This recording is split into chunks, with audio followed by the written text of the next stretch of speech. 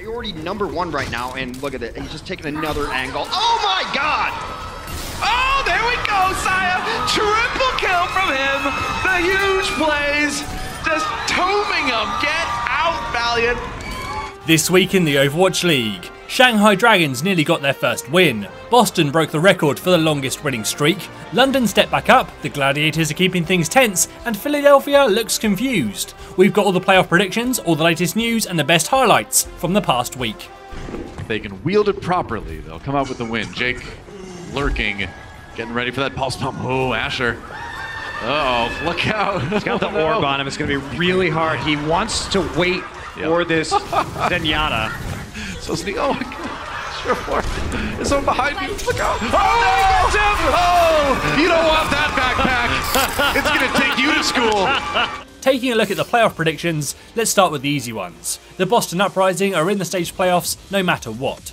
Even if they drop both of their games, they will still finish the stage inside the top 4. Obviously they're going to be hoping for that #1 seed, as it lets them choose who they want to play in the semi-final, but it's got to be nice to know that you're in no matter what.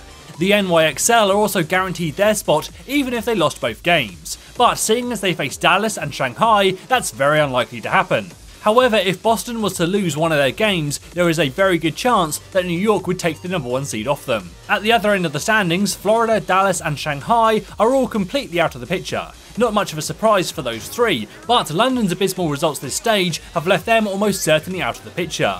Technically they could still make it in, but in reality it's just not going to happen. Now for the middle of the pack, and this is where things get interesting.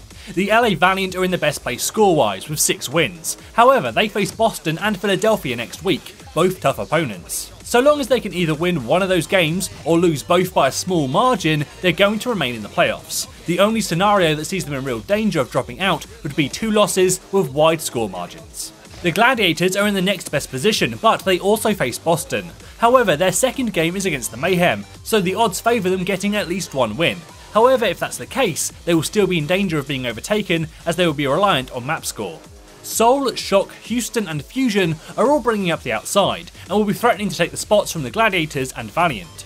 Seoul are a very long shot, as they have to play London and Houston, potentially both very tough games, and with a negative map score, it's going to be really hard for them to climb. The Shock have to play Outlaws in the last game on Wednesday, before playing Mayhem in the first game on Thursday, which is pretty brutal. On top of this, they have a -4 map differential, meaning that they will need to have perfect games and hope that the other teams above them struggle. The Fusion have a better chance as they play Dallas in their first match. They should secure a win there, and then later they play the Valiant. If they can win both games, it will really open up the playoff race. However, the Fusion have looked really shaky this week, and will need to fix whatever is making them struggle, as they will need a big win over the Valiant to stand any chance of getting in. Lastly, the Houston Outlaws play the Shock and then Seoul. These are both games that they very well could win, and they have the best map score of the teams in this group. Victories over both of them will certainly see them at the top of this pack. However, even then they need to hope that the Gladiators or Valiant choke pretty hard. Oh, that's what you get! That's what you get, May! Overall, the odds suggest that the top 4 will look much the same as it does this week. However, Philadelphia and the Outlaws do pose a threat, and the Gladiators' margin for error is pretty small. It's hard to predict who out of Boston and New York will be the #1 seed. It entirely depends on if Boston can beat both LA teams, something they did do last stage, but the new and improved Valiant are a lot tougher of an opponent than they were in stage 2. I think that Boston can do it, but they might also be focusing on preparing for New York. If I had to place money on who's going to win overall, I think it has to be New York. My belief is that they've taken a step back in practice this stage, which is why they've had a lot more closer games recently. But with a guaranteed playoff spot, I can see them ramping back up practice and scouting Boston's strategies hard, expecting to face them in the final. Boston have played really well all stage, but so many of their wins have been very close, and as much as I want them to go all the way and win it, I think that New York will deny them in the final game.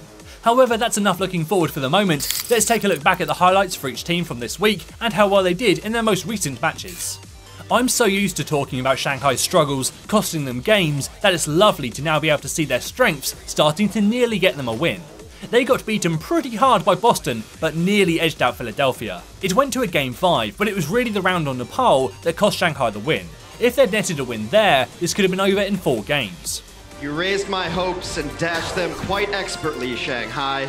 My heart breaks yet again for the Dragons, but... Addo, Gregory and Dia all had so many great moments. Fearless also had some top tier plays. Unfortunately, their support line is still the weak link. Sky's looking pretty good, but the others are a bit lacking. We did see their DPS and tanks start to peel for their supports a little bit more this week, which is a step in the right direction, and for the first time in ages, I didn't find myself constantly shouting at the screen watching them play. This is Vintage Dia. This is what we know he's capable of. He did this to Fleta in the preseason. I always bring it up, but I was always so impressed by it. Fleta, who was the Stage 1 MVP by a lot of people's votes. The Boston Uprising had pretty much the week that everyone expected from them, as they took 2 decisive victories over Dallas and Shanghai. And now they're just biding their time right now. This is a DPS duo that can't really take high ground without using concussion, and that's what happens. That's why they're taking high ground with their tanks, because the DPS have to play plays like that to try to take it back over. Unable to do so, the res will come off on AKM, but they've already lost another 2. Man, knows right now, he's merciless. He sees an opening, he does not miss out on it. Finding these kills, staying maxed up, he's getting great support from his healers. But I'm loving it. This puts them on a record-breaking 12-match winning streak, and they have the potential to finish with a perfect stage if they can beat both of the LA teams next week. This was a pretty easy week for the Uprising, so hopefully they use that time well to prepare for the stage playoffs. With their guaranteed spot, they will definitely be going to next week feeling confident. Contesting on this cart right now, it is rolling in dangerously close. It is time to go now. No sends one over the top. Oh, gets 2 for it. Most importantly, gets Harry up. No. Dallas Fuel was missing their star Tracer player Effect this week, as he's gone back to Korea in need of a break. As a result, they had to run some very strange compositions, and seem to have pretty much given up on at least this stage, if not the entire season. Okay, I'm on it. I'm on it. Go! I'm on it. I know. Money. Money. The one silver lining for this team is that there are now no expectations for them, and hopefully that takes some of the weight off the players' shoulders and they can just try to enjoy the experience and throw in some crazy strategies just to keep things interesting. Not even gonna get that though. It's been rough going for mistakes. This Widow so far hasn't really found much pay dirt, and for being a Widow-centric map, both Taimu and mistakes have been rather quiet. That's an interesting duel. Taimu will win. The headshot point blank. Houston had to face both LA teams this week, and they picked up a win over Valiant, but lost out in a close series to the Gladiators. However, they do come away winners in a very small way, as they were the first team to bring out an offensive Torbjorn. And Yes. hello. Yes, Hello. please. Okay. It is a Torbjorn on attack in Overwatch League. Fissure They've got the has- shield from Marisa. Okay. Look at the compositional. Gladiators has changed to a triple tank for this defense, and the reaction is going to be a Torbjorn, Muma. Okay. Okay. And if they stay behind this Orisa shield, it's going to be difficult to take this out with the composition they're running. That's right. Jake on the run now, but he can't run fast. Oh, and that's a double kill. Gotta run quicker. And that, ladies and gentlemen, is why you do not run Torbjorn on attack. Another thing that I really liked from them this week was their Numbani defense. They used a Sombra to hack the tanks as they dived in, and it gave them one of the best first point holds that we've seen, and caused the Gladiators a lot of trouble. This is the kind of iteration that teams that aren't favoured by the meta, like Houston, really should be trying to do to swing things back in their favour. Great hack from Jake, and that's going to be a solid defense from the Houston Outlaws. And they were bamboozled. Jake was behind the tanks. Now, the typical strategy on Numbani, Linkser was baiting them on the bridge, and that means the tanks are going to go in and try and knock him off. What they didn't know was that there was an invisible Sombra behind them hacking Vishu. Now they're going to have to take a different approach. I like this defense a lot. The LA Valiant dropped their second game of the stage to the Outlaws, but picked up a win over Mayhem. Their match with Houston was super strange. For the first 3 games, the Outlaws were really in complete control, but then somehow the Valiant decisively won on Junkertown, the Outlaws' best map. Let the Bonnies hit the cart. Let the Bonnies hit the Sorry. Their DPS line is looking really strong now, and the tanks and supports have all gelled around them. Agility, Soon and Bunny all had great games this week, and are a joy to watch. Even if they don't, it doesn't matter. They just forced out a res, they forced out another trank, they forced out self-destruct by having 3 men on the cart, and this fight's not over. This is still going. Agilities yet again. The man doing the damage. Bring it to hurt. 3 kills for him. Ends it for Florida Mayhem. The LA Gladiators kept their playoff dreams alive by taking victories over London and Houston. Both of these games were nail-biters that went all the way to 5 maps, but they still remain the only team that London has never beaten. pretty handily throughout this series. Fissure is going to kill both of the supports. Okay. Wow, look at that. He waits until Gesture gets away and then fires his shots. Man, that was some sneaky stuff. If you're a fan of this team, your emotions have been put to the test over the last few weeks with 5 Game 5s in a row. However, for the most part, Gladiators have been looking good all around. People kept saying that, oh, you know, Fisher's like playing well, but like there has to be a reason why Gesture was starting over Fissure, but he feels like he really proved himself today, though. That was wrong. Yeah, everyone agrees with that. Florida Mayhem picked up a win over the Dallas Fuel and secured themselves the 10th place spot for this stage, before falling to the Valiant later in the week. However, although they lost, we saw some nutty plays from Sireplayer. Priority #1 right now, and look at it. He's just taking another angle. Oh my God! Oh, there we go, Saya! Triple kill from him! The huge plays! Just tombing him! Get out, Valiant! So sick, Saya! The Mayhem have definitely become more competitive over this stage, but unfortunately they haven't been able to pick up any wins over those middle-of-the-pack teams. Their victories are still just coming over Dallas and Shanghai. However, with that said, it's become so much more enjoyable to watch them play now that they pose more of a threat. Plus, Sireplayer is just insane to watch. He was performing really well on McCree, on Soldier, on Ilios, and then he's on his Widow for the majority of Junkertown and went crazy. He made Soon look average, and Soon is normally a really good Widow. Exactly, and the weird thing is as well, we're bigging up Sireplay this much, and yet they still didn't win at Junkertown. They still didn't win it, and he was hitting unreal shots off. Like, it was actually ridiculous. The London Spitfire have been shaky all stage, but started to show some signs of recovery last week and looked a little bit more like their old selves this week.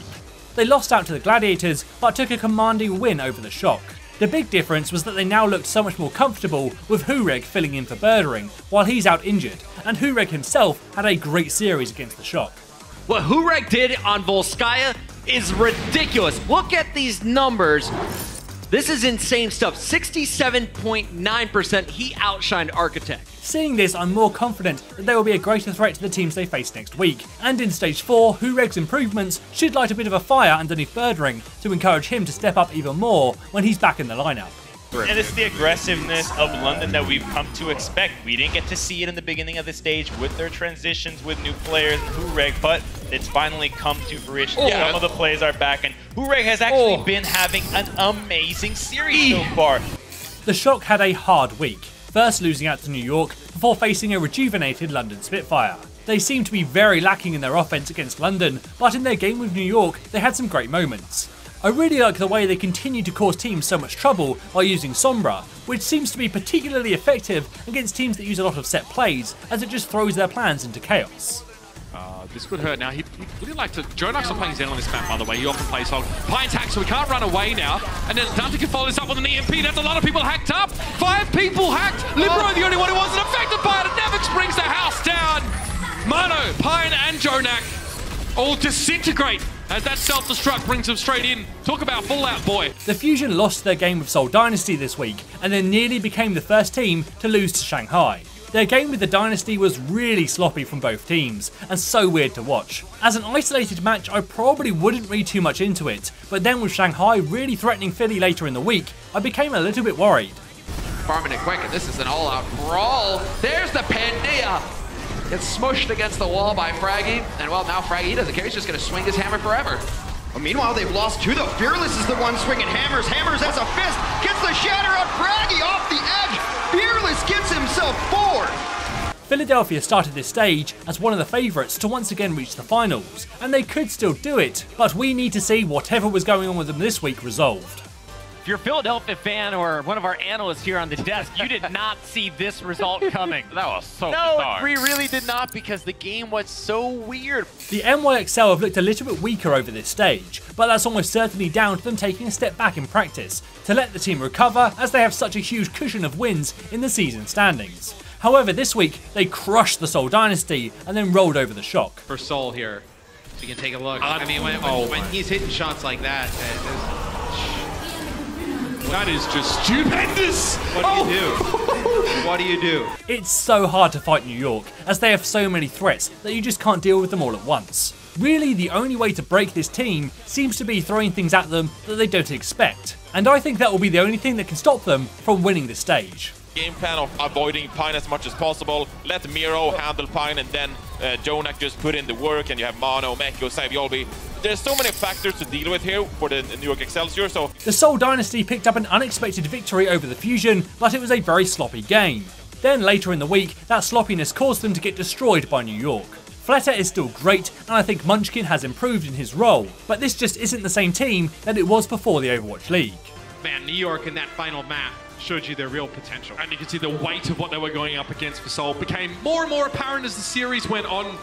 It's very similar to the Dallas Fuel, just without the drama. They were top tier going in, but have slowly been overtaken by the other teams. Their decline was slow enough that they still rank well in the overall standings, but Valiant have been closing that gap this stage, and unless Seoul can fix things in stage 4, they will very likely be dropping down the rankings. But they do have a kill on the Weki. There goes Neptuno though. Miro finally coming up with a big one. And there's a Dragon Blade. Weki has a chance to put this one away right now. A chance to take point A. And they need to do it. 20 seconds remaining. He needs to have a big blade. And it looks like that may finally be enough to get Seoul started here on point B. It was down to the wire. Looking at the stage standings, we've pretty much covered it all at the start. In the overall standings, there have been no changes since last week, but Boston have extended their lead over the Spitfire, and Mayhem have closed the gap with the Fuel. Looking forward to next week's games, there is a lot of incredibly important matches. On day 1, the Fusion and Gladiators both need to get wins to keep their playoff hopes alive. Then the Shock vs Outlaws is a really important game to see which of them has a chance of breaking into the top 4. On day 2, the Shock are in action again, this time against the Mayhem. And then Boston vs the Valiant is probably the highlight of the day.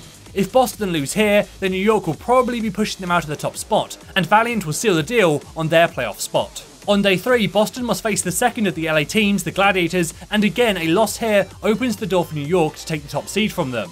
And if we assume the Gladiators beat Mayhem earlier in the week, this is also how they would secure their spot in the playoffs. London vs Seoul is also important for the overall standings, as the winner here will take the lead over the other, as both teams are currently tied in match score. On day 4, Seoul vs Outlaws and Valiant vs Fusion are huge matches for all of the teams. How these games shake out will impact the final standings for the stage and who makes the playoffs. Then we have the playoffs themselves, which will now consist of 3 games. Whoever goes into them as the number 1 seed can choose which of the other 3 teams they want to play in the semi-finals. Then we have the 2 semi-final matches, and the winners will progress to the title match to decide which of them is walking away with $125,000 and the title of Stage 3 champions. Who do you think will win? Let me know in the comments below. Don't forget to subscribe, and as always, this is James for Curse, saying thanks for watching, and enjoy the game.